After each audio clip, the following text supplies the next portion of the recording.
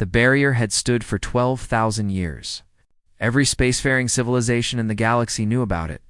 They called it the quarantine shell, a massive sphere of energy that surrounded a single star system at the edge of the Orion Arm.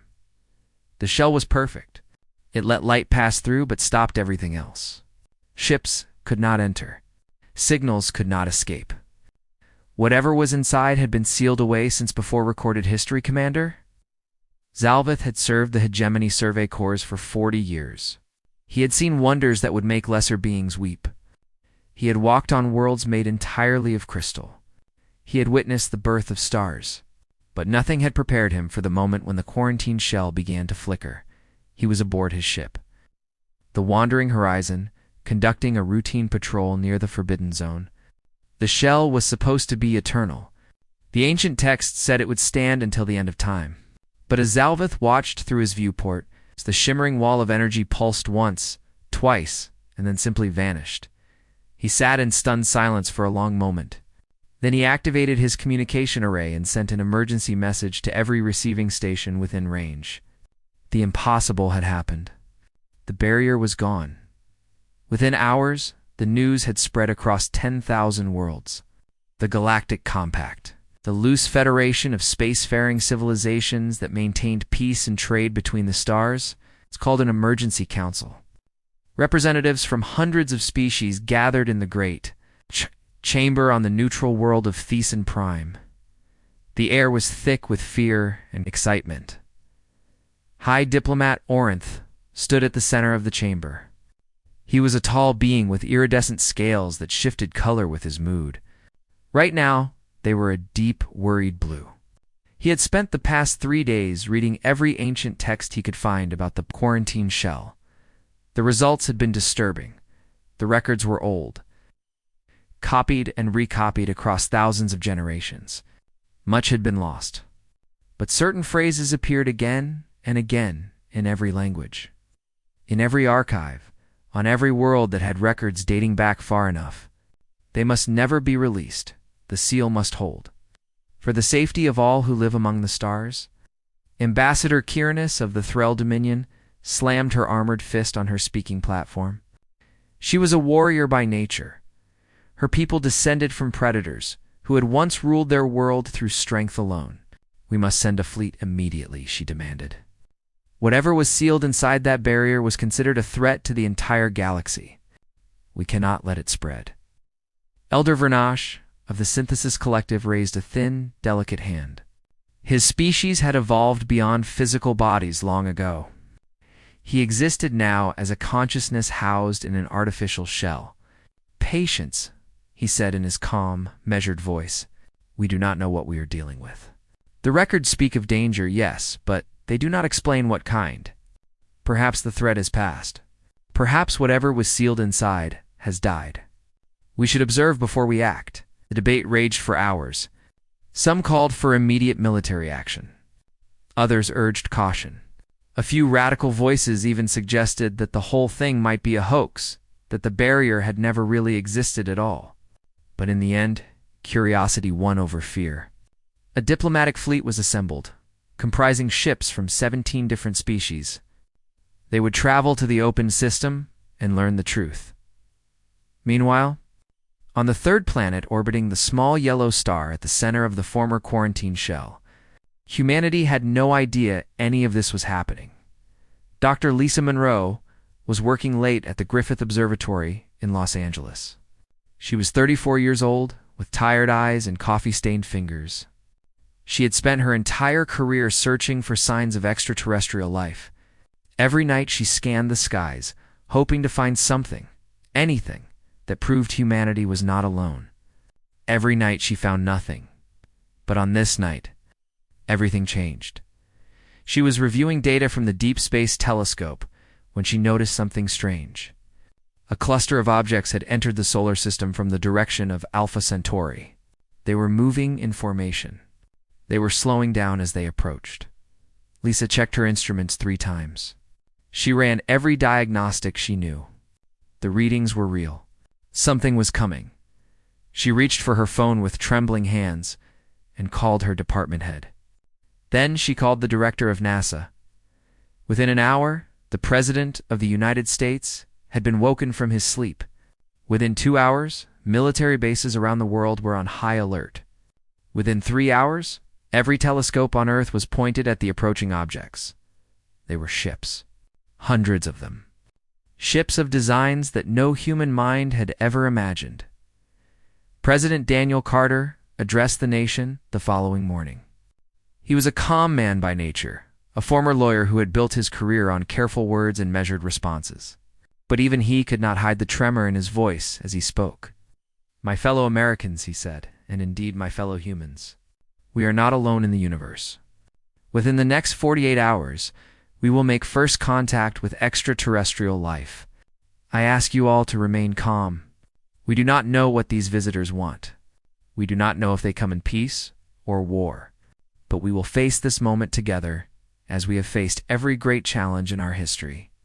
With courage, with hope, and with the unshakable belief that whatever tomorrow brings, we will endure." The world held its breath. High Diplomat Orinth stood on the bridge of his flagship as it entered orbit around the blue and green world. He had studied the primitive electromagnetic signals that leaked from the planet's surface. He had learned their dominant language, a relatively simple tongue called English. He had read their broadcasts, watched their entertainment, studied their history, and he was confused. The beings on this world called themselves humans. They were young, barely a few thousand years into their recorded history. They had primitive technology, basic space travel, rudimentary understanding of physics. They seemed harmless, curious, even friendly. This could not be right. The ancient texts spoke of something terrible sealed within the quarantine shell, something that threatened the entire galaxy. But these humans were nothing like that. They were children playing with toys they barely understood, unless the texts were wrong, unless there had been some mistake, or unless. Orinth thought with a cold feeling spreading through his twin hearts.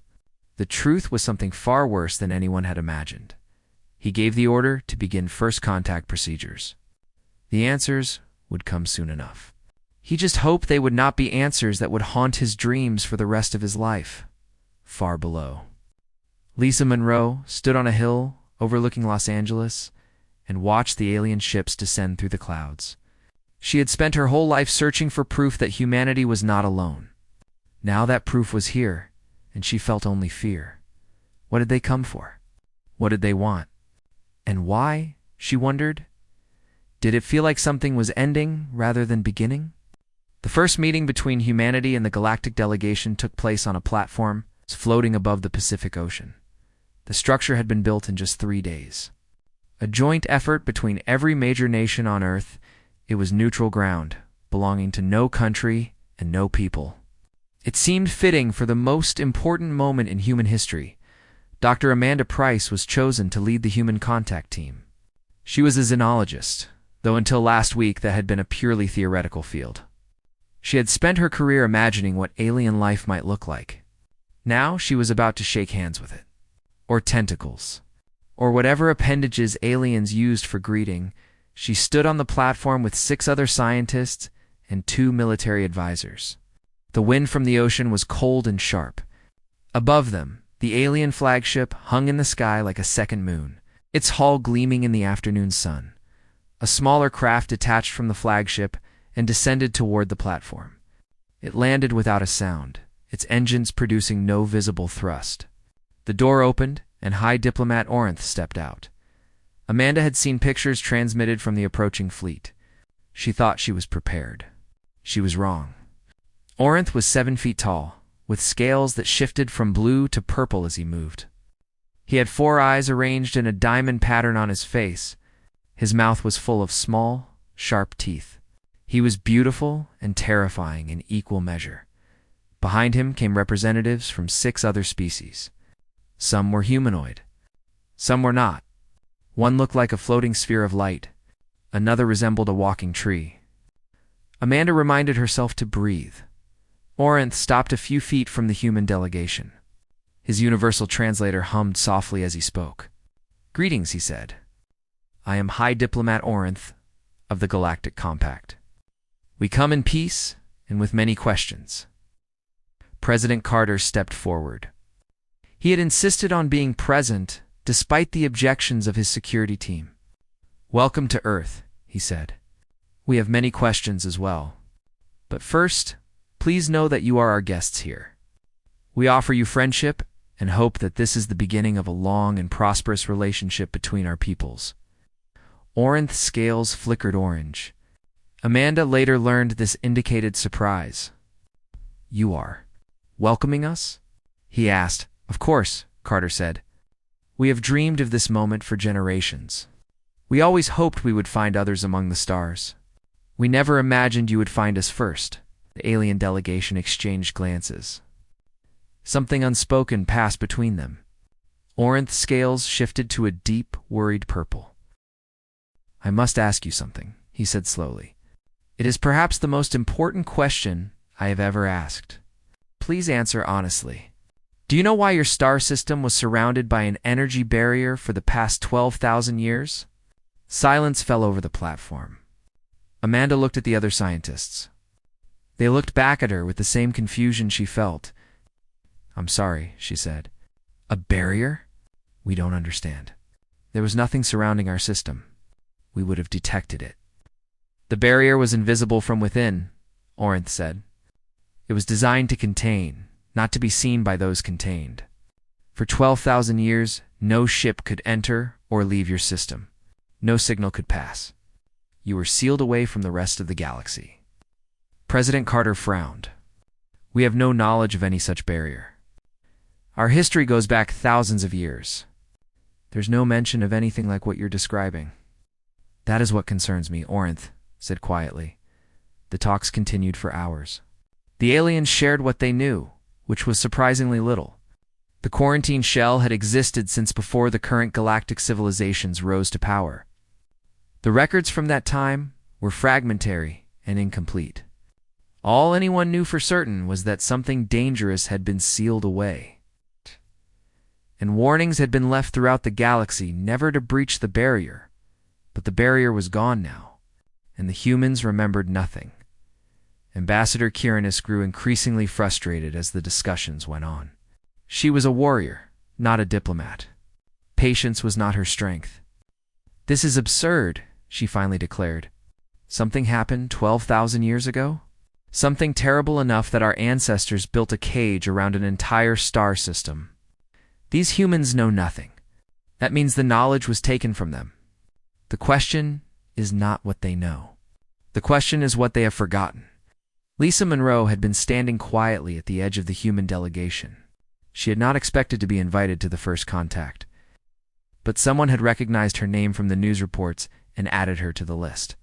Now she stepped forward, drawn by a terrible curiosity. "Is it possible," she asked, "that our memories were deliberately erased? That someone wanted us to forget?" Orinth looked at her with all four of his eyes. "Yes," he said. "That is exactly what we fear." The following weeks were chaotic. Scientists from Earth and from the Galactic delegation worked together, sharing knowledge and technology. Humanity learned that they were one of thousands of intelligent species in the galaxy. They learned about faster-than-light travel, about energy shields, about weapons that could crack planets in half. They also learned that they were viewed with deep suspicion. Word had spread throughout the compact about the unsealed system. Many species remembered the old warnings passed down through countless generations. Whatever was in that barrier was to be feared. Whatever was in that barrier was dangerous, and now it was free. Amanda Price spent long hours talking with Orinth. She found him kind and thoughtful, despite his alien appearance. He genuinely seemed to want to help humanity, but he was also afraid. She could see it in the way his scales flickered when he thought no one was watching. "What do you think happened to us?" she asked him one evening as they stood on the observation deck of his ship, looking down at Earth. Orinth was quiet for a long moment. "I think," he said finally, "that your species did something terrible. Something so terrible that the galaxy decided you needed to be stopped. But instead of destroying you, someone chose mercy. They sealed you away. They took your memories. They gave you a second chance, and the barrier falling?" Amanda asked, "Was that mercy running out?" "I do not know," Orinth said. But I intend to find out. There is a place in the center of the galaxy, the great archive of the precursors. It contains records going back millions of years. If the truth about humanity exists anywhere, it will be there. Amanda looked at her home world, blue and green and beautiful against the black void. I want to come with you, she said. Whatever we did, whatever we were, I need to know. Rinth's scales flickered briefly to yellow. Amanda had learned that meant agreement. Very well, he said. But I warn you, Dr. Price, the truth may be more terrible than anything you can imagine. Are you prepared for that? Amanda thought about her life, about humanity's dreams of reaching the stars, about all the hope and wonder that had driven them forward for so long. Were they ready to learn that those dreams were built on a foundation of horror? No, she said honestly. But I'm coming anyway. The journey to the galactic core took 3 weeks. Amanda Price spent most of that time learning about the galaxy she had never known existed. Lisa Monroe had insisted on joining the expedition as well. If the truth concerned their species, she had argued, humanity deserved to have witnesses. The ship that carried them was called the Eternal Question. It was one of the oldest vessels in the diplomatic fleet, commanded by a species that had been traveling the stars for over 100,000 years.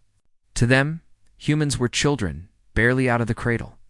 Amanda tried not to feel insulted by the gentle condescension in their voices. Hi. Diplomat Orinth served as their guide and protector.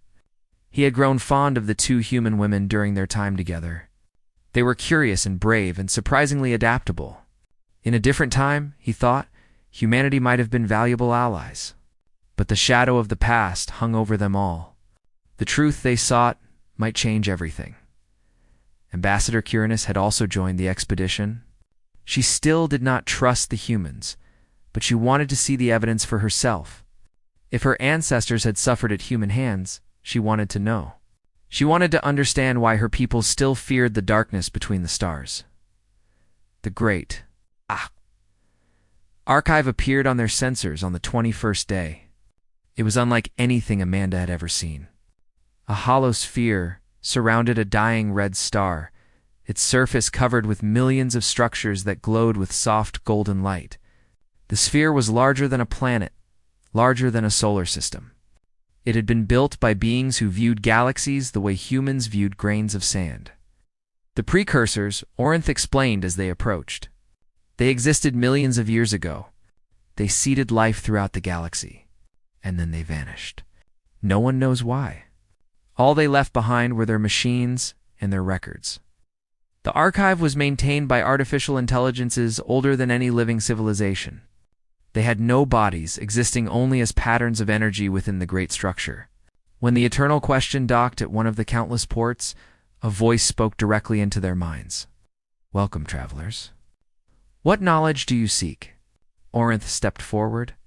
We seek records of a world called Earth, of a species called humanity, of events that occurred 12,000 years ago. There was a pause that seemed to last forever. Then the voice spoke again. Those records are available. Be warned, they are classified at the highest level. Access requires unanimous consent of all present parties. Quirinus growled something in her native tongue. I consent, she said. I want to know what these creatures truly are. Orinth's scales flickered nervously. I consent as well. Amanda and Lisa looked at each other. This was the moment of truth. Whatever they learned could not be unlearned. Whatever they saw could not be unseen. But they had come too far to turn back now.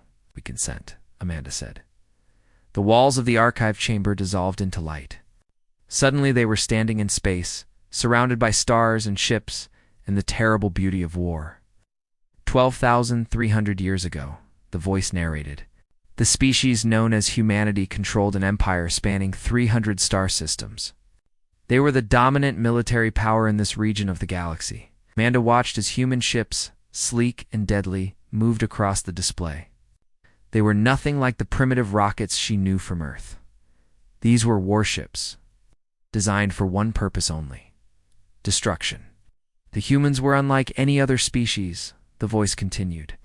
They adapted to any environment. They learned at unprecedented speeds.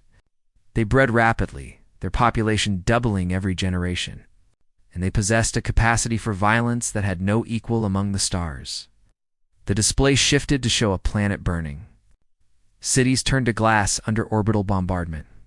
Millions of creatures fled through the streets, only to be cut down by weapons that Amanda could not identify. "This is the world of Thrall Prime," the voice said. 7 billion Thrall died in this attack. The human commander, a general named Marcus Cole, ordered no survivors. Kyrannus made a sound of pure anguish. Her scales had gone pale white. "Our homeworld," she whispered. "They destroyed our homeworld." Images kept coming. World after world. Species after species. The hegemony shattered in a decade-long war. The synthesis collective driven to near extinction. Smaller civilizations wiped out entirely, their names preserved only in these records. Lisa felt tears streaming down her face. These were her ancestors. Her blood, the people who had given her life, had also taken so much life from others. "Why?" she asked, her voice breaking. "Why did we do this?" The archive was silent for a moment. Then it showed them something new. A council chamber filled with human leaders. They were arguing about resources, about territory, about power.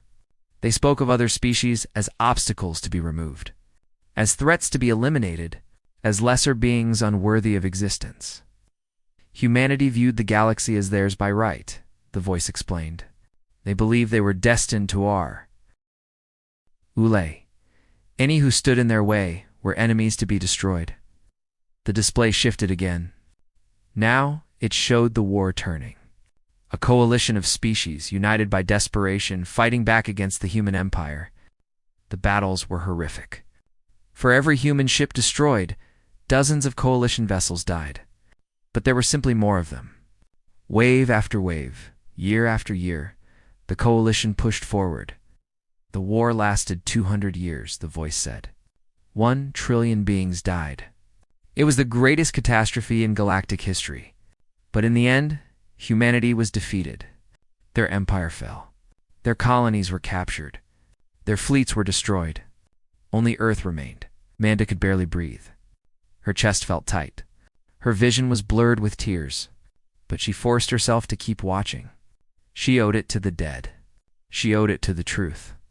The coalition debated what to do with the survivors. The voice continued. Many called for extermination. The Thrall demanded blood for blood. The hegemony wanted vengeance for their fallen worlds. But one voice spoke for mercy. The display showed a being unlike any they had seen before. It was made of light and shadow, constantly shifting and changing. Its form was beautiful and terrible at the same time. "The Arbiter," Orinth whispered. "I thought that was a myth." "The Arbiter was real," the voice confirmed. "Its origins are unknown.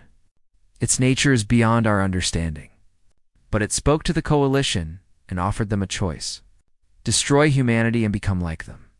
Or show mercy and prove that the galaxy was better than its worst enemy." The coalition chose mercy, the voice said. But they could not simply release humanity back into the galaxy. The risk was too great. So the Arbiter proposed a solution. The quarantine shell would seal humanity within their home system, and their memories would be erased. Their history of conquest would be forgotten. They would be given a chance to start again, to become something better than what they had been. Amanda fell to her knees. The weight of 12,000 years of hidden horror pressed down on her shoulders. Her species had been monsters. They had killed trillions.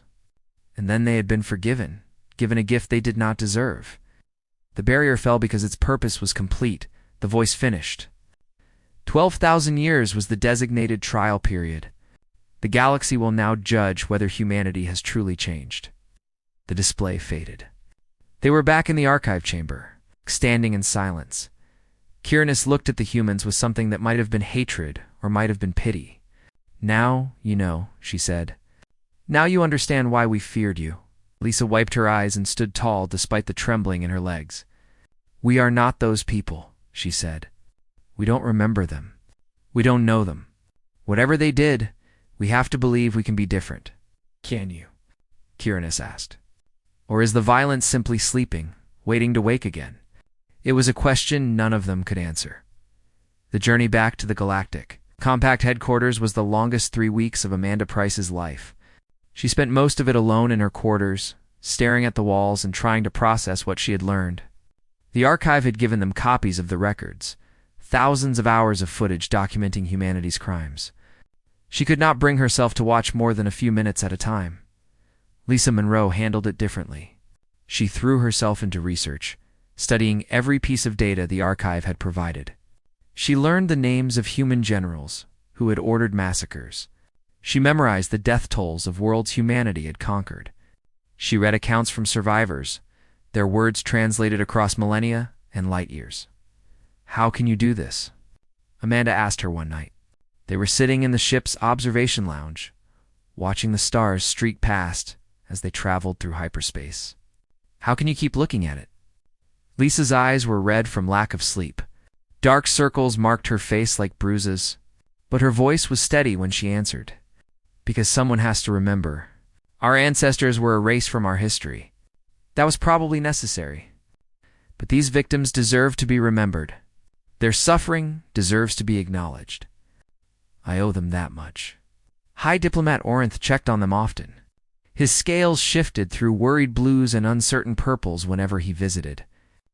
He had spent his entire career building bridges between species. Now he faced the greatest challenge of his life, convincing the galaxy to give humanity a second chance. "The Council will want to see the evidence," he told them. "They will debate. They will argue. Many will call for the barrier to be rebuilt. Some will demand harsher measures. You must be prepared for that." "What do you think they will decide?" Amanda asked. Orinth was quiet for a long moment. "I do not know," he admitted. "The wounds your ancestors inflicted run deep. There are species alive today who lost entire generations to human weapons. There are worlds that still bear the scars of orbital bombardment. 12,000 years is a long time, but hatred has a longer memory." Ambassador Quirinus had barely spoken to the humans since leaving the archive. When they passed in the corridors, she looked through them as if they did not exist. Amanda understood. The Threll had lost their homeworld. 7 billion lives snuffed out on the orders of a human general. How could anyone forgive that? But on the final night of the journey, Quirinus came to the observation lounge. She stood in the doorway for a long moment, her armored body silhouetted against the corridor lights. Then she walked in and sat down across from Amanda and Lisa. "I've been thinking," she said. Her voice was rough, as if the words cost her great effort. "About what you said at the archive. That you are not those people. That you do not remember them." Lisa nodded slowly. "We're not. I swear to you, we had no idea. Everything we knew about ourselves, our history, our purpose in the universe, it was all built on a lie. A kind lie, maybe, but still a lie." Quirinus was silent. Her scales shifted through colors that Amanda had never seen before, patterns that suggested emotions too complex for human understanding. Finally, she spoke again. "My grandmother told me stories when I was young. Stories of the great enemy, the monsters from the sealed world. She said they would come back one day. She said we had to be ready. She died believing that humanity would return and finish what they started." Amanda felt tears prick at her eyes. "I'm sorry. I know that doesn't mean anything. I know words can't undo what happened, but I'm sorry. The humans I have met," Quirinus continued, ignoring the apology, "are not monsters. You are curious and frightened and kind. When you learned the truth, you wept. The humans in the archive records would never have wept. They would have celebrated. They would have been proud of what their ancestors accomplished." She leaned forward, her 4 eyes fixed on Amanda's face. "I do not know if your species has truly changed. I do not know if the violence is gone or merely sleeping. But I am willing to consider the possibility. That is more than my grandmother would have given you. Perhaps that is progress." The ship dropped out of hyperspace the next morning. The headquarters of the Galactic Compact filled the viewport, a massive station orbiting a gas giant in a system that had been declared neutral territory centuries ago. Thousands of ships surrounded it, representatives from every spacefaring civilization in the galaxy.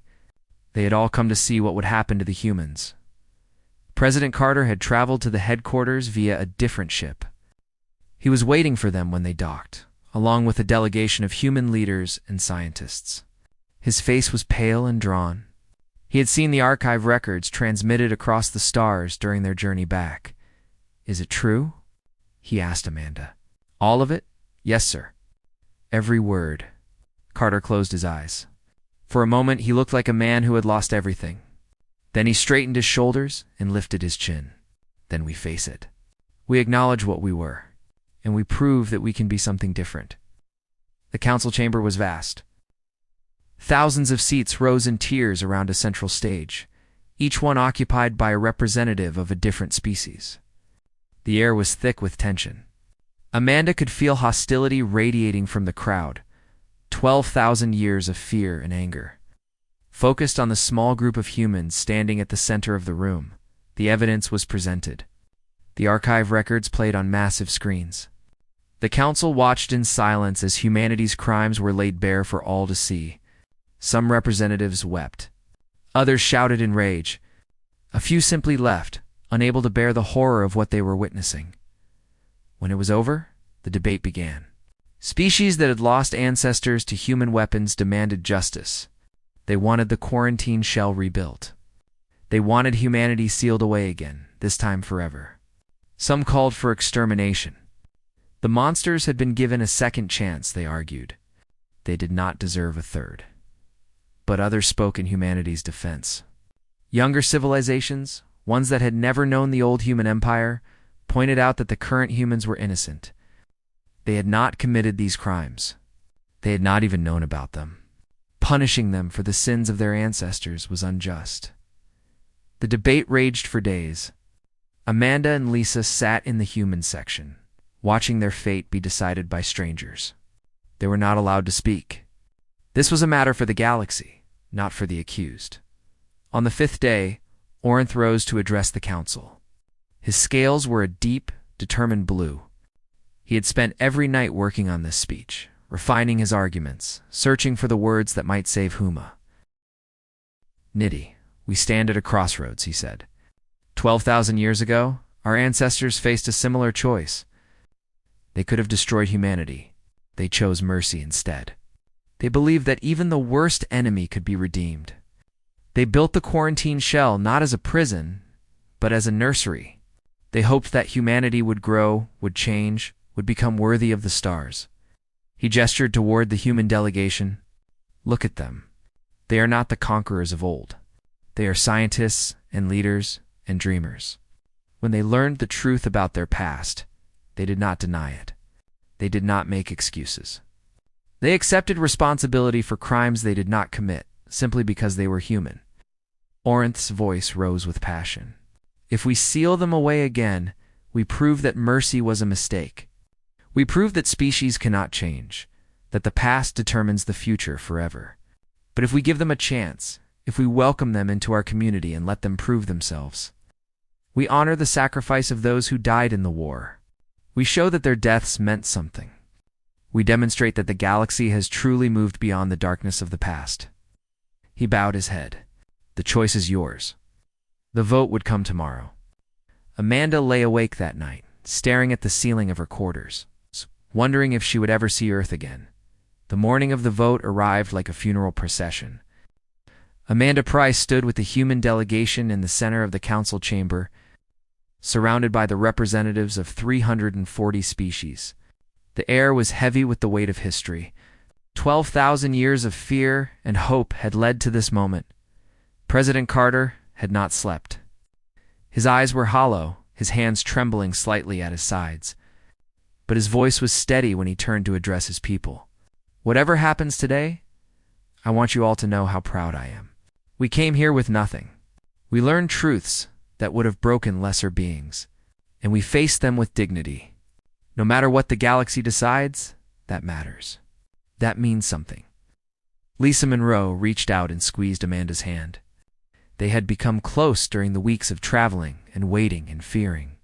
Now they stood together, two ordinary women who had somehow ended up at the center of the most important moment in human history, the Speaker of the Council. An ancient being whose species had achieved sentience before Earth had even formed rose to address the assembly. Its voice echoed through the chamber, translated simultaneously into thousands of languages. "The matter before us is unprecedented," it said. "We are asked to judge a species for crimes committed 12,000 years ago. Crimes they do not remember. Crimes that were deliberately erased from their history. The question is not whether humanity was guilty. The archive has proven that beyond doubt. The question is whether humanity today should bear responsibility for that guilt." The speaker paused, its multifaceted eyes scanning the chamber. "Before the vote, we will hear from one final witness. A representative of the accused may address the council." Carter started forward, but Amanda stepped in front of him. "Sir, let me please." He hesitated. She was not a politician or a diplomat. She was a scientist who had stumbled into history by accident. But perhaps that was exactly what this moment needed. He nodded and stepped back. Amanda walked to the central podium. Her legs felt weak. Her heart was pounding so hard she thought everyone in the chamber must be able to hear it. She looked up at the countless faces watching her, alien and strange and filled with emotion she could barely comprehend. "I'm not good at speeches," she began. Her voice echoed in the vast space. "I'm a scientist. I study the universe. I ask questions and search for answers. That's all I've ever done. That's all I ever wanted to do." She took a deep breath. "A few weeks ago, I learned that my species was once the greatest monster the galaxy had ever known. We conquered. We killed. We destroyed worlds and exterminated entire civilizations. The numbers are so large, they become meaningless. How do you comprehend 1,000,000,000,000 deaths? How do you apologize for 1,000,000,000,000 lives stolen?" Her voice cracked, but she forced herself to continue. "You can't. There are no words big enough. There is no action that can undo what was done. If I could bring back every person who died at human hands, I would. If I could erase our crimes from history, I would. But I can't. None of us can. The past is fixed. It cannot be changed." She looked directly at Ambassador Kiranis, who sat rigid and unreadable in the Threll delegation section. "But the future is not fixed. The future is a blank page, waiting to be written. And that is what we are asking for today. Not forgiveness. We don't deserve forgiveness. Not yet. Maybe not ever. We are asking for a chance to write a different story. A chance to prove that the Arbiter's mercy was not wasted." Amanda spread her hands, a gesture of openness and vulnerability. "We know you fear us. We understand why. If our positions were reversed, we would fear us too. The violence that our ancestors carried in their hearts, it might still be in our blood. It might be sleeping, waiting to wake up. We cannot promise that it won't. We cannot promise that humanity will never be a threat again." She paused, gathering her courage for the most important words she would ever speak. "But we can promise this. We will try. Every day, with every choice, with every action, we will try to be better than what we were. We will remember the victims of our ancestors, even though we were forced to forget. We will honor their memory by building a future worth living in. And if we fail, if the darkness wakes up and we become monsters again, then you will have every right to destroy us. But please, please, give us the chance to succeed first." She stepped back from the podium. Silence hung over the chamber like a held breath. The speaker rose again. "The address is concluded. We will now proceed to the vote. Each civilization will cast their decision in favor of probationary membership for humanity, or in favor of restoration of the quarantine shell. A simple majority will decide." The voting began. Each species announced their decision, their names and choices displayed on massive screens around the chamber. Amanda watched the numbers climb. In favor, against, in favor, against. The count was terrifyingly close.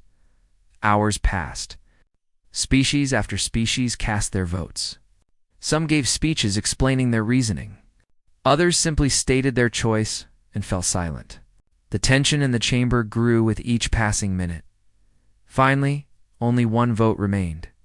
The speaker turned to the ancient civilization that had not yet spoken.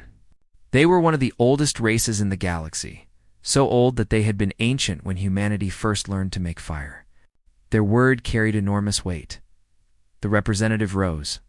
It was a being of crystalline light, beautiful and alien, and impossible to read. When it spoke, its voice was like music played on instruments that did not exist. "We have watched this debate with great interest," it said. "We remember the human war. We were there. We saw the horror and the courage and the mercy that ended it. We watched the quarantine shell form around the Sol system. And we have waited 12,000 years for this day." The chamber was utterly silent. "The humans asked for a chance," the being continued. "They acknowledged their past. They accept responsibility for crimes they did not commit. And they promise to try. That is all any being can do. That is all any civilization can offer. We vote in favor." The final count appeared on the screens. 172 in favor. 168 against. Amanda felt her knees give way. She would have fallen if Lisa had not caught her. Around them, the human delegation erupted in tears and laughter and disbelieving joy. They had won. Barely. But they had won. President Carter was surrounded by alien diplomats, all talking at once. Oren's scales had turned brilliant gold, the color of celebration and relief. Even Kiranis, watching from the Thrall section, allowed herself a small nod of acknowledgement later that night. Amanda stood on the observation deck of the human transport, watching the headquarters station shrink into the distance. They were going home, back to Earth, to begin the long work of integrating with the galactic community. Lisa came to stand beside her. "We have a lot of work ahead of us," she said. Amanda nodded. "Everything changes now. We have to tell everyone the truth. We have to build new relationships with species that have every reason to hate us. We have to prove that we deserve the chance we were given. Do you think we can do it?" Amanda thought about the archive records, about the violence and the cruelty and the darkness that had once lived in human hearts. She thought about the vote, so close it could have gone either way. She thought about all the eyes that would be watching humanity now, waiting for them to fail. "I don't know," she said honestly, "but we have to try. That's all anyone can ever do. Try and hope that it's enough." Far behind them, the Galactic Compact continued its ancient work of maintaining peace among the stars. And for the first time in 12,000 years, humanity was part of that work. They were no longer sealed away, no longer forgotten. They had rejoined the community of civilizations. The story of humanity's redemption was just beginning. It would be long and difficult and filled with setbacks. There would be those who never forgave the sins of the past. There would be moments when the old darkness stirred and threatened to wake. But there would also be moments of connection and understanding and hope. Amanda watched the stars pass by and allowed herself to believe that maybe, just maybe, tea